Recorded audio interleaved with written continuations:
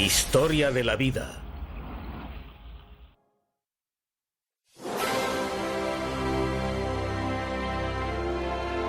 El medio marino y el terrestre son tan distintos que pasar de uno al otro parece imposible. Sin embargo, esta transición constituye una extraordinaria etapa que duró 4.000 millones de años. Algunas criaturas nacidas en el mar treparon hacia la Tierra, mientras que otras regresaron a los océanos que los habían visto partir. Esta odisea, la del paso del mar a la Tierra y el posterior regreso al medio marino, constituye una fase esencial de la historia de la vida. Gracias a esas criaturas que pisaron la Tierra por primera vez, hoy existen los seres humanos. La llegada a la Tierra.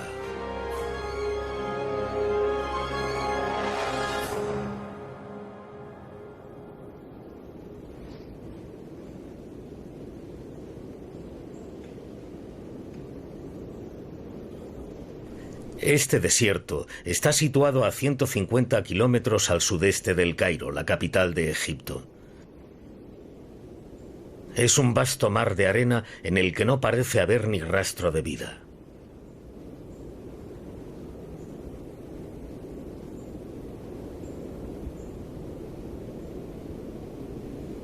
Sin embargo, esta tierra estéril oculta los vestigios del mayor misterio de la historia.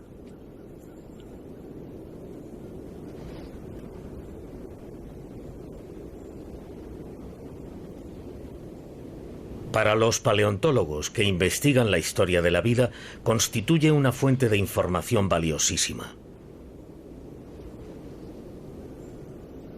En sus ardientes arenas reposan antiguos huesos enterrados. 30 años atrás, Philip Gingerich de la Universidad de Michigan descubrió aquí algo sorprendente. Descubrió el fósil de una ballena primitiva. Y eso significa que se trata de un experimento en el proceso evolutivo de las ballenas que no había ocurrido antes y que, a pesar de resolverse con éxito, no volvió a suceder. Como podéis ver, parece un hueso reciente. Cualquiera diría que la criatura murió ayer. Y a pesar de ello, hace 37 millones de años que se halla aquí, en la arenisca. De ahí la importancia de Wadi el Litán.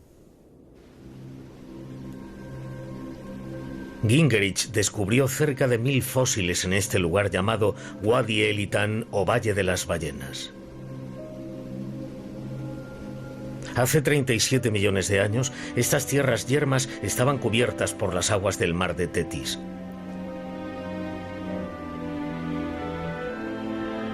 Antes de que el profesor Gingerich descubriera este fósil, poco se sabía sobre los orígenes de la ballena moderna. La ballena constituye un raro ejemplo de animal terrestre que regresó al mar. Sin embargo, hasta aquel momento, las causas de ese fenómeno seguían siendo un misterio. La clave para aclararlo es el basilosaurio, antepasado de la ballena actual.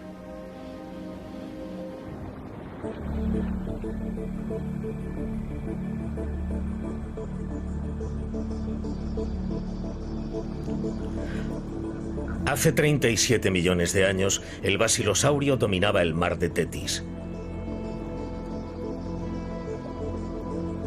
Poseía una longitud de 16 metros y una enorme boca serrada. A diferencia de la mayoría de criaturas acuáticas, presentaba un par de patas traseras.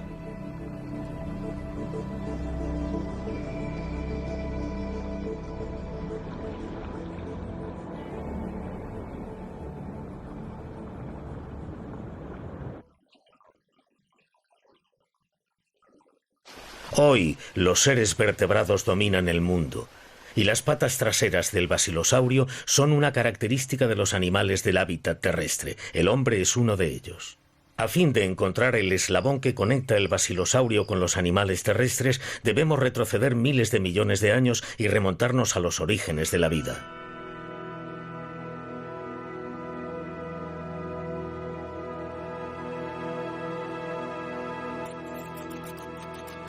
4.500 millones de años atrás. La Tierra en su periodo inicial constituía un medio hostil para la vida. La atmósfera presentaba una temperatura superior a 80 grados Celsius y carecía de oxígeno.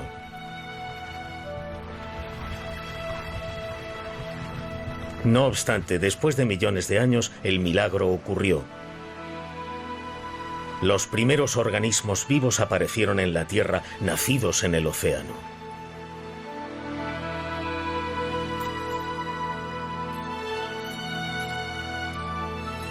$3.500 millones de años atrás. El océano era rico en oxígeno y el horizonte brillaba con el tono azul zafiro del agua.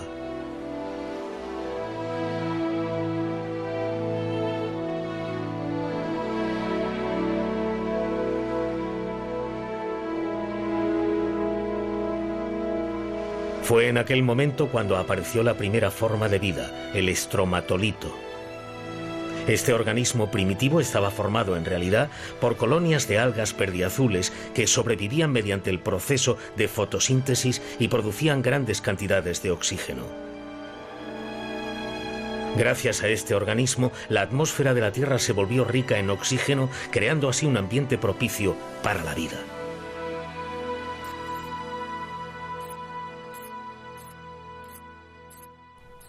$500 millones de años atrás. Los mares empezaron a poblarse con un sinfín de criaturas de aspecto extraño. Presentaban largos tentáculos y púas temibles y estaban protegidos por una coraza. Esta repentina proliferación de organismos vivos recibe el nombre de explosión cámbrica. Los científicos consideran que los antepasados de la mayor parte de los animales actuales aparecieron en aquel momento.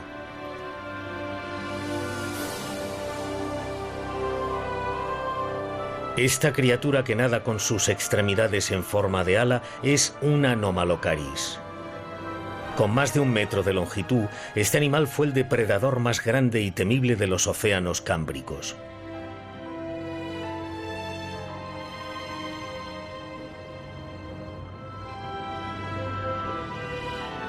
Con sus potentes mandíbulas perforaba el resistente caparazón de un trilobite de un solo mordisco.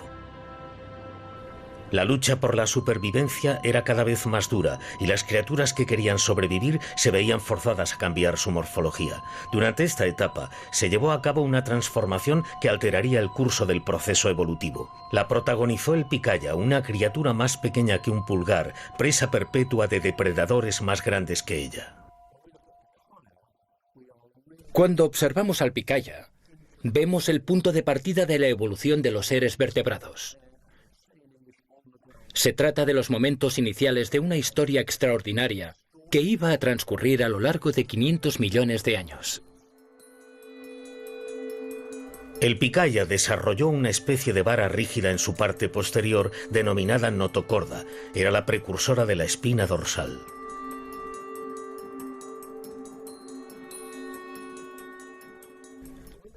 Cuando lo observamos más de cerca, distinguimos muchos detalles. Podemos ver la parte delantera y también la cola.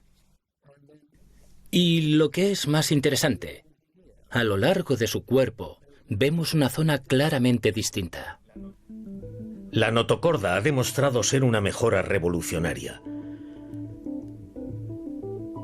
La notocorda y los músculos segmentarios que la rodean, denominados miómeros, trabajaban para conseguir que esta criatura se impulsara con una potencia y velocidad sin precedentes.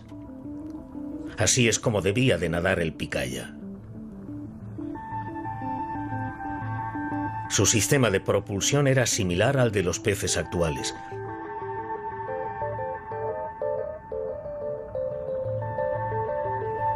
A pesar de ser un superdepredador, el Anomalocaris pronto se extinguió.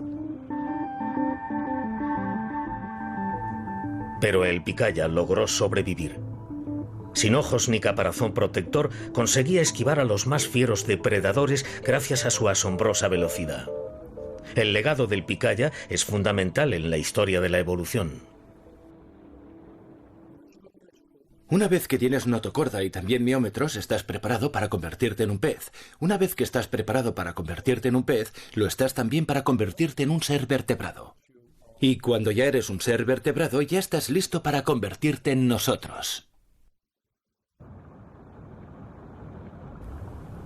Si el picaya se hubiese extinguido, la historia de la vida en la Tierra se habría terminado hace 500 millones de años en el mar. Por el contrario, estos pequeños protovertebrados se estaban preparando lentamente para convertirse en peces.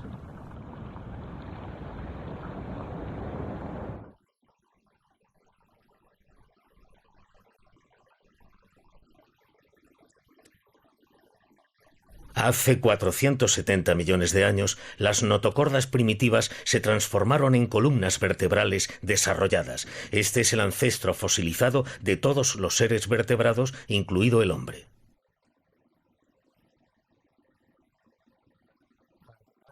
Las partes negras que podemos ver en esta superficie son pequeños trozos de un pez del género Arandaspis, denominados Agabambaspis. Estos son algunos de los primeros peces con escamas y caparazón superficiales. El fósil aparece incompleto, por lo que podemos ver la huella de las escamas, característica distintiva de los peces.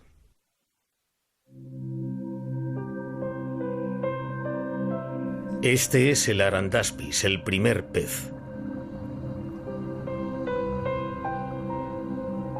Estaba cubierto de escamas, como todas las especies de peces que vinieron después. Sin embargo, al no poseer aletas, era un animal torpe y lento. Además, carecía de mandíbulas y succionaba el agua a través de una abertura en su vientre, subsistiendo gracias a los distintos microorganismos que era capaz de filtrar. 100 millones de años después, apareció un nuevo pez.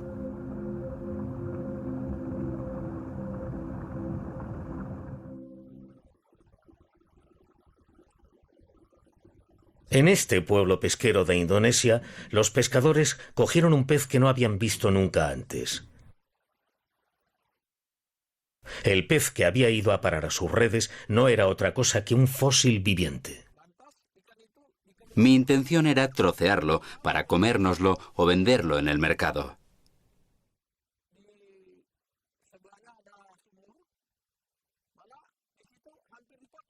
Pero un hombre llamado Darwin, que estaba observando la escena, dijo que se trataba de un celacanto.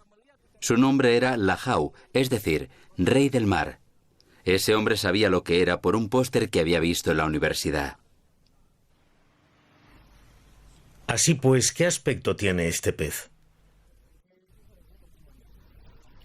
Abren la tapa y retiran el hielo para descubrir al celacanto. Los científicos pensaban que la especie se había extinguido durante el Cretácico, cuando los dinosaurios aún deambulaban por la Tierra. Se necesita la fuerza de 3 hombres para colocar el pez sobre la mesa.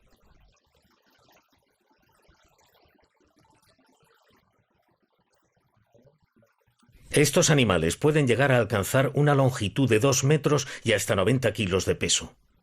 Como la mayoría de especies antiguas de peces, poseen dientes afilados y gruesas escamas.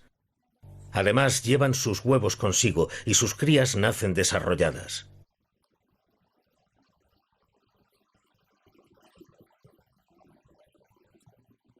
Pero el rasgo que hace de estas criaturas unos peces excepcionales son sus aletas. Este pez posee unas aletas grandes y potentes que anuncian un importante desarrollo evolutivo.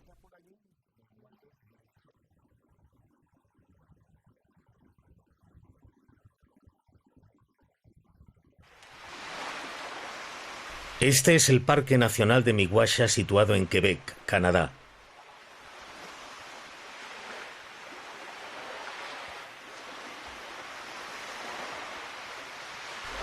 Estas capas sedimentarias tienen unos 380 millones de años.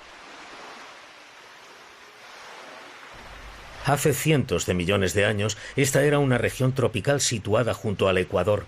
En aquella época atravesaba esta zona un río poblado por fauna de muy diversa índole que constituía una compleja cadena alimentaria. Es aquí, en los estratos geológicos del acantilado, donde se encuentran indicios de un significativo salto evolutivo.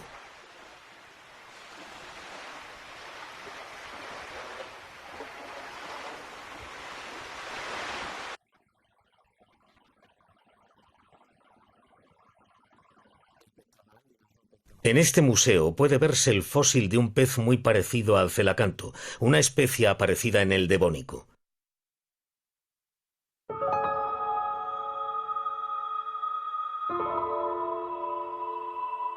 Es un pez de gran tamaño que respiraba a través de pulmones y poseía potentes aletas. Recibe el nombre de Eustenopteron, literalmente aletas potentes.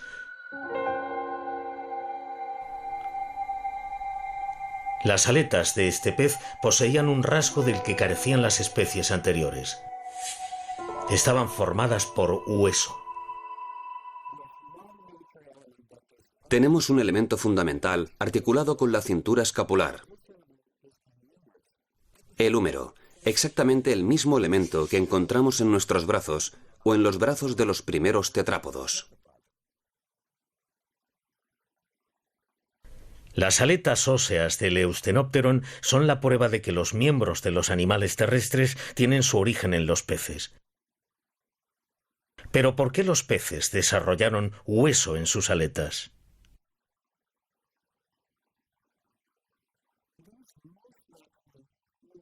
Lo más probable es que las usaran para moverse en un medio pantanoso, para desplazarse entre las plantas. Ello hizo que sus finas aletas se transformaran en una especie de palas que les permitían apartar las plantas para adentrarse en el medio que les proporcionaría comida. El Eustenopteron era un buen nadador. Usaba sus potentes aletas para impulsarse en el agua.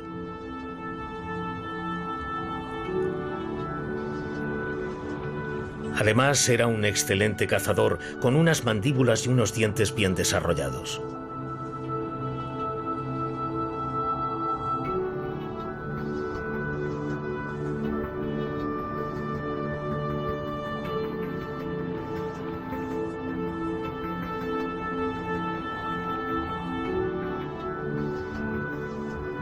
Sin embargo, los mares devónicos eran el escenario de una encarnizada lucha por la supervivencia, dominada por el Dunkleosteus.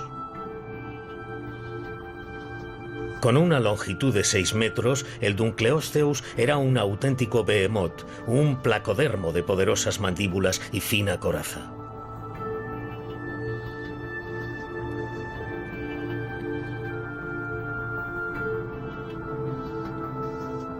Equipado con unos dientes afiladísimos, era el principal depredador del Eustenopteron.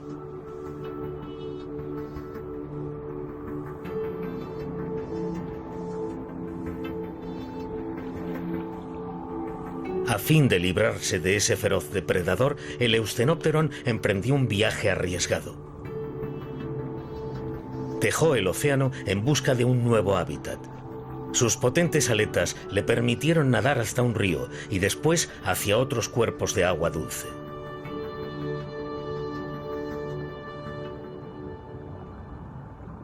En el agua había peces enormes, algunos llegaban a alcanzar hasta 5 metros de longitud. Los había de muchas clases, peces acorazados y todo tipo de peces depredadores. Durante el Devónico, hace 300 millones de años, el medio terrestre constituía un lugar repleto de oportunidades. Aparecieron los árboles, forestando el terreno yermo, y los ríos empezaron a fluir. Los peces que poblaban esos ríos anunciaban una nueva era en la historia de la evolución.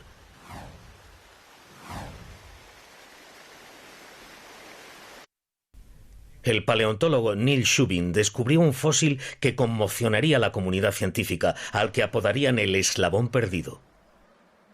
Esa especie desconocida hasta el momento fue descubierta en la isla de Ellesmere, en el Canadá septentrional. Recibió el nombre de Tiktaalik, gran pez de agua dulce en Inuktitut, la lengua nativa del Ártico oriental canadiense. A pesar de tener una cabeza plana parecida a la de un pez lagarto, sus escamas demostraban que se trataba de un pez.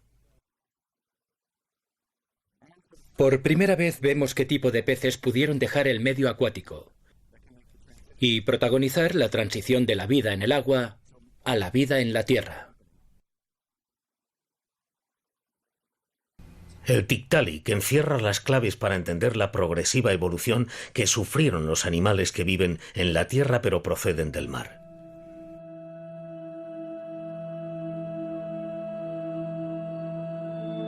A diferencia de la mayor parte de los peces, el Tiktaalik presentaba una cabeza plana con los ojos situados en la parte superior del cráneo. Este era otro de sus rasgos distintivos.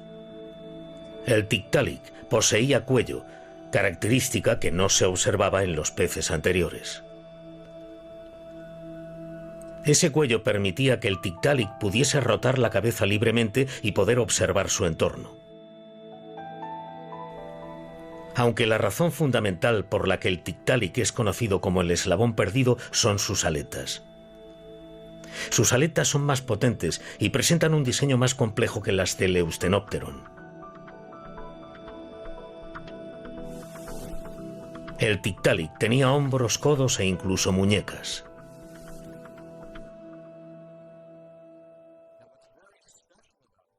Lo más sorprendente no es que se trate de huesos comparables a los de nuestros brazos, sino que si observamos su parte más superficial, apreciamos todo tipo de músculos.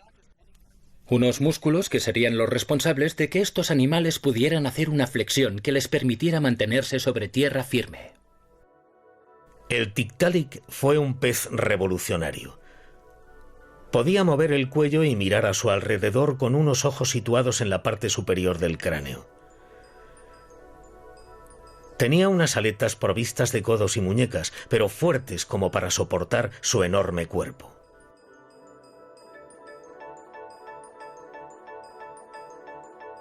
El aspecto de este pez indicaba un nuevo avance hacia la Tierra. De este modo empezó el largo y arduo proceso de adaptación al hábitat terrestre.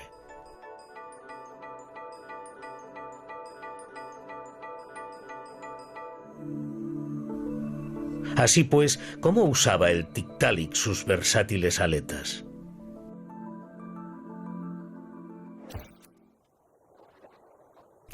El saltarín del fango que vive en la costa de Corea puede ayudarnos a comprender cómo debía de moverse el Tiktaalik. El saltarín del fango utiliza sus aletas pectorales para sostenerse mientras se arrastra.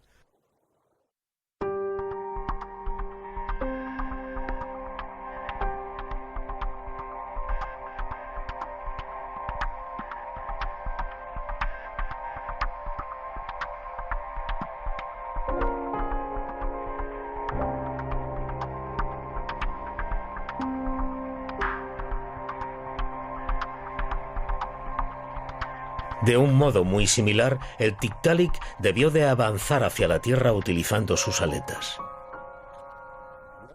El agua estaba llena de competidores. Había peces grandes y pequeños compitiendo para alimentarse.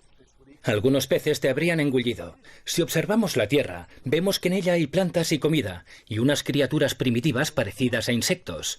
Las criaturas que se trasladaron del medio acuático al terrestre pudieron librarse de aquella competición por los alimentos y escapar de la depredación que reinaba en el agua.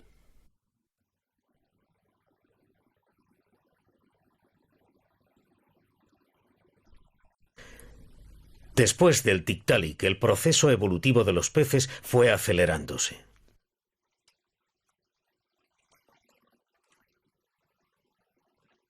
La paleontóloga Jennifer Clark nos muestra el boceto de una pequeña criatura parecida a un lagarto.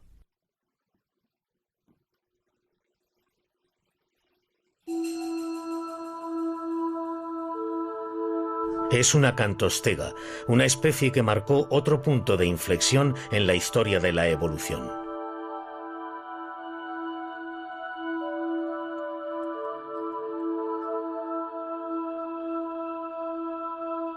El acantostega es un pez de agua dulce que vivió hace 360 millones de años, durante el Devónico.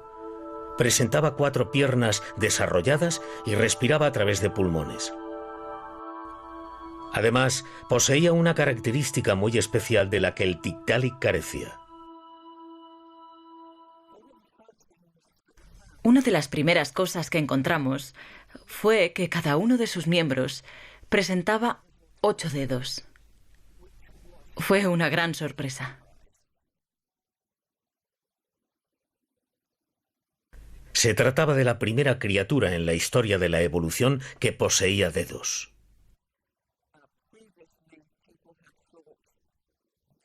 Al principio, se pensaba que los seres primitivos tenían 5 dedos, como nosotros. Pero pronto se supo que los tetrápodos con miembros que primero evolucionaron tenían más de 5.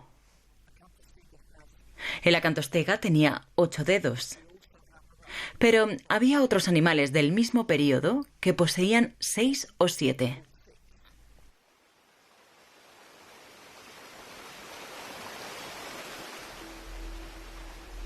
Nos encontramos ante un lago poco profundo en el Devónico tardío.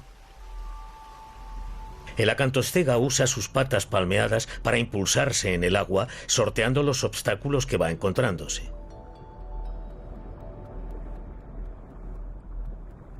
Se esconde entre plantas acuáticas y atrapa un pez. El acantostega, que poseía pulmones y branquias.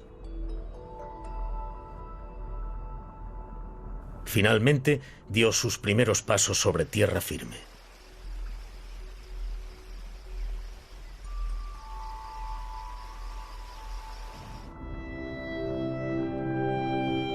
La adaptación a la Tierra no se consiguió de la noche a la mañana. La aparición de la primera espina dorsal, de aletas formadas por hueso y músculo y de las primeras patas y dedos fueron el resultado de miles de millones de años de intentonas.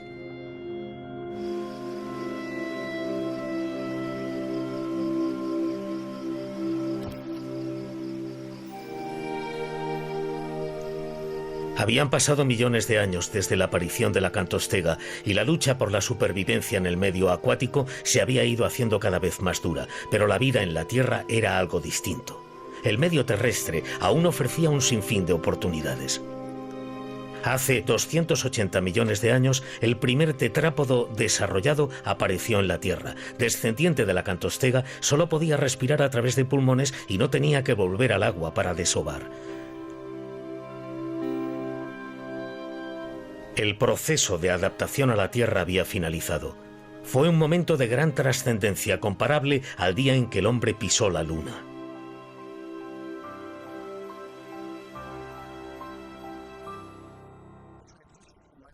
El paso de la vida acuática a la vida terrestre es uno de los grandes acontecimientos en la historia, un suceso que cambiaría el mundo.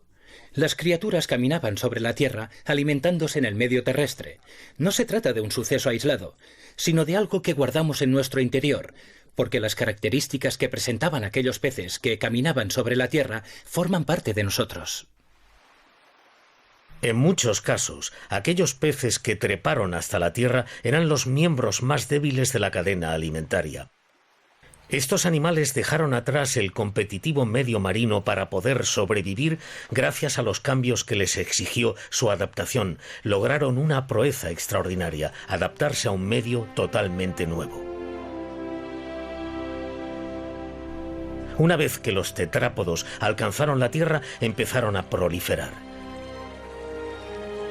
Se diversificaron en millones de especies distintas, como los anfibios, los reptiles, las aves e incluso los mamíferos.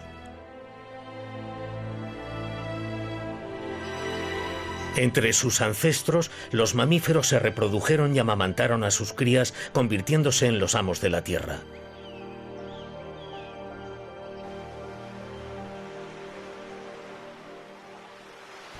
Aquellas criaturas que una vez fueron las más débiles del mar habían acabado dominando el medio terrestre. No obstante, en la historia de la vida aún queda un misterio por resolver: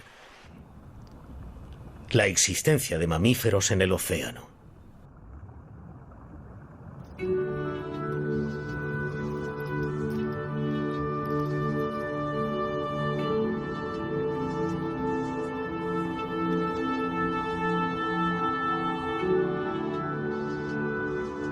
Este mamífero marino recibe el nombre de dugong.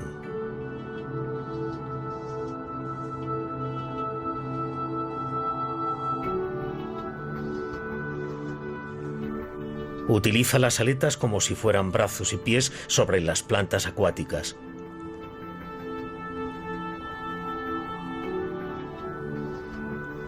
Respira a través de pulmones, por lo que debe salir a la superficie. Además, da a luz a sus crías y las amamanta. Entonces, ¿por qué el dugong presenta características comunes a los mamíferos terrestres? El dugong se marcha nadando sin revelar ninguno de sus secretos.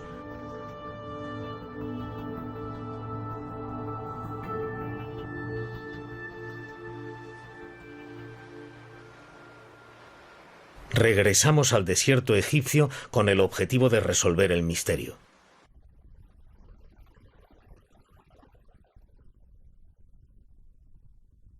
Denominado Wadi al-Hitan o Valle de las Ballenas, este desierto fue declarado Patrimonio Mundial por la UNESCO. Estamos ante una línea de vértebras sobre la arena. Cuando se descubrió este fósil lo llamaron rey lagarto. Sin embargo, pronto se supo que se trataba de un nombre poco apropiado. El basilosaurio era muy distinto al lagarto. El basilosaurio representa una fase inicial en la evolución de la ballena. Es una de las primeras ballenas acuáticas. Esta ballena primitiva vivió entre 42 y 34 millones de años atrás y fue una especie dominante del mar de Tetis. En aquella época era la ballena de mayor tamaño y surcaba las aguas gracias al movimiento ondulante de su cuerpo. Poseía un par de pequeñas patas traseras, mucho menos desarrolladas que el resto de su gigantesco cuerpo. Este rasgo constituye la clave para descubrir nuestro misterio.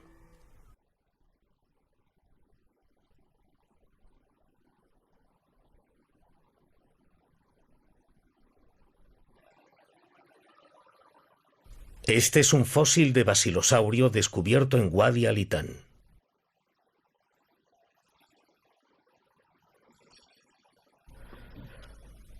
A causa de sus patas traseras, este animal también era conocido como la ballena andante.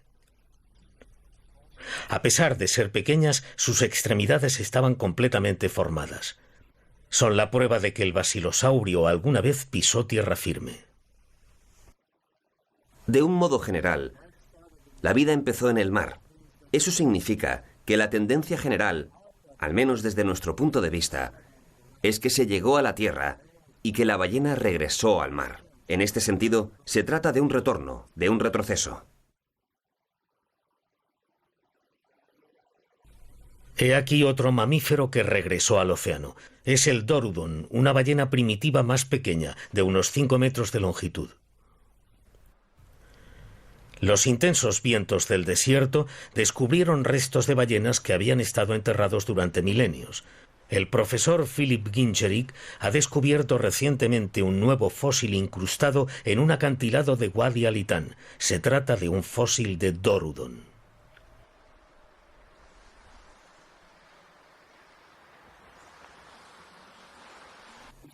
Por primera vez, podemos ver cómo era el Dorudon. Cuántos huesos componían su columna, qué longitud tenía. Es ahora cuando descubrimos que aquellas ballenas tenían patas y dedos, y todo gracias a su excelente conservación. Esta ballena de enormes mandíbulas serradas y diminutas patas traseras está vinculada a los mamíferos terrestres.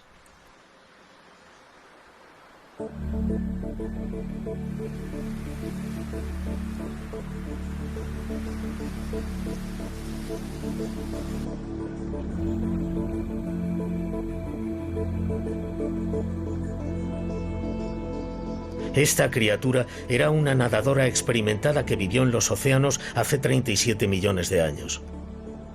Sin embargo, su sistema natatorio era distinto al de los peces. Esta es otra pista que apunta al origen de la ballena.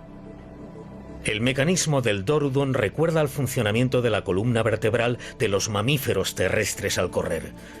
¿Cómo se explica esto? Hace 65 millones de años, a finales del Cretácico,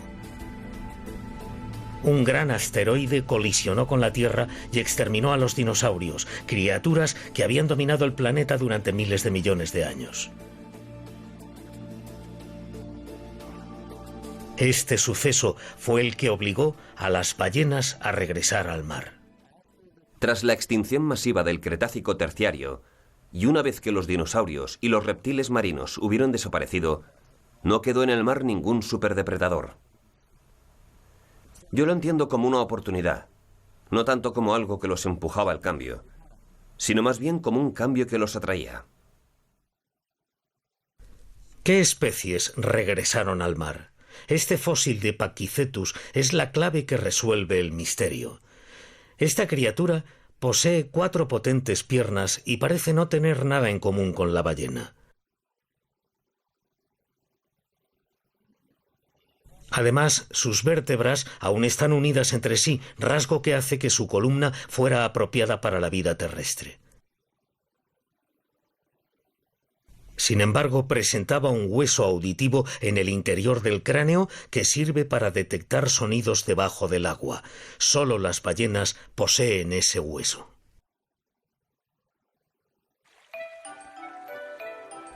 Este es un mar situado cerca de Pakistán, 50 millones de años atrás.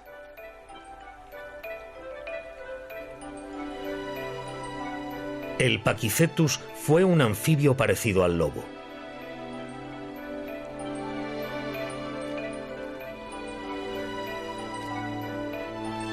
Se acostumbró al mar porque allí había alimento en abundancia y estaba menos poblado que la tierra.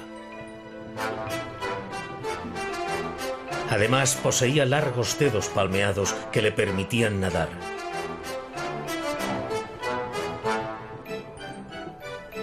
Poseía un hueso especial en el oído que le permitía localizar las presas debajo del mar. Este animal utilizaba esa forma de audición para pescar con su morro alargado y sus afiladísimos dientes.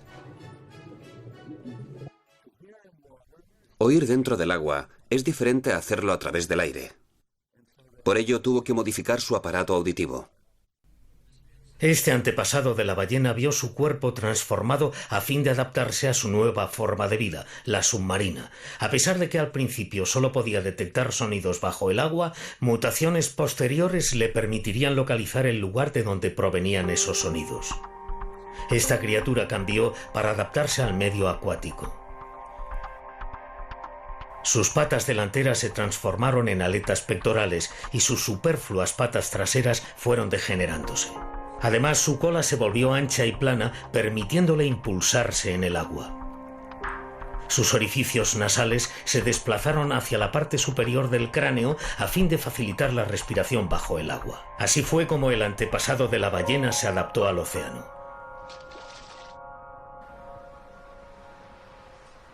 El Pachycetus, que había vivido como un anfibio durante milenios, abandonó la Tierra para siempre. Su transformación quedó consumada al convertirse en especies de ballenas primitivas como el Dorudon y el Basilosaurio.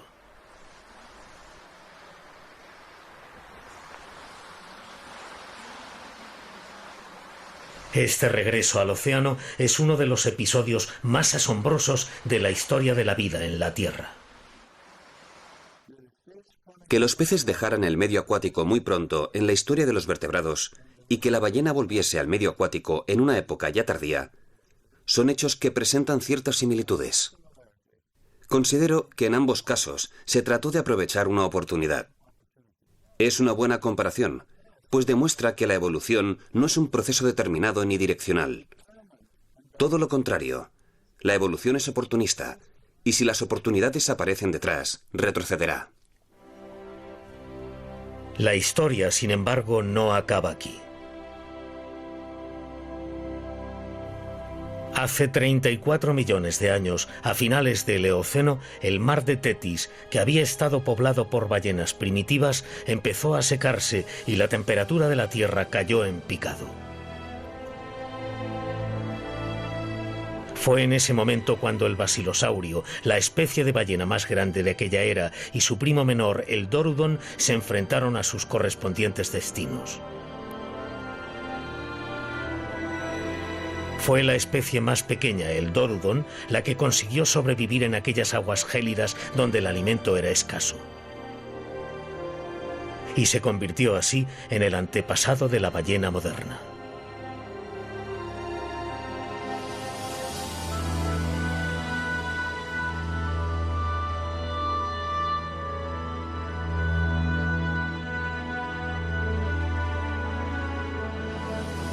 Por otro lado, el enorme e ineficiente basilosaurio acabó extinguiéndose.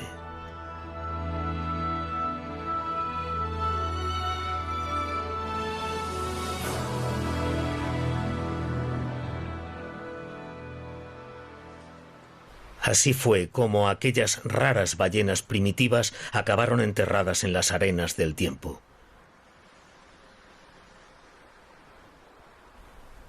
No obstante, aquellos behemoths prehistóricos se fueron dejándonos un mensaje inequívoco.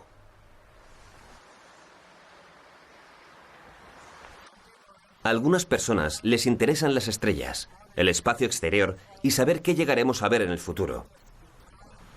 A mí me interesa el tiempo y saber hasta dónde podemos retroceder en el pasado. Porque lo que entendemos y esperamos del futuro está condicionado por lo que sabemos del presente y del pasado. Se trata de estudiar el tiempo profundo, la vida a través del tiempo. Se trata de entender de dónde venimos, el modo en que constituimos una parte de la Tierra, una parte de la historia de la Tierra.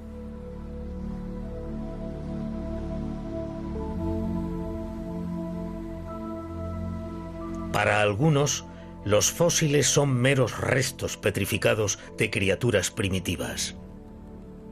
Sin embargo, son esas criaturas las que arriesgaron sus vidas para abrirse camino en el desconocido medio terrestre, y su legado ha resistido la prueba del tiempo, no solo sobreviviendo en un nuevo medio, sino prosperando en él.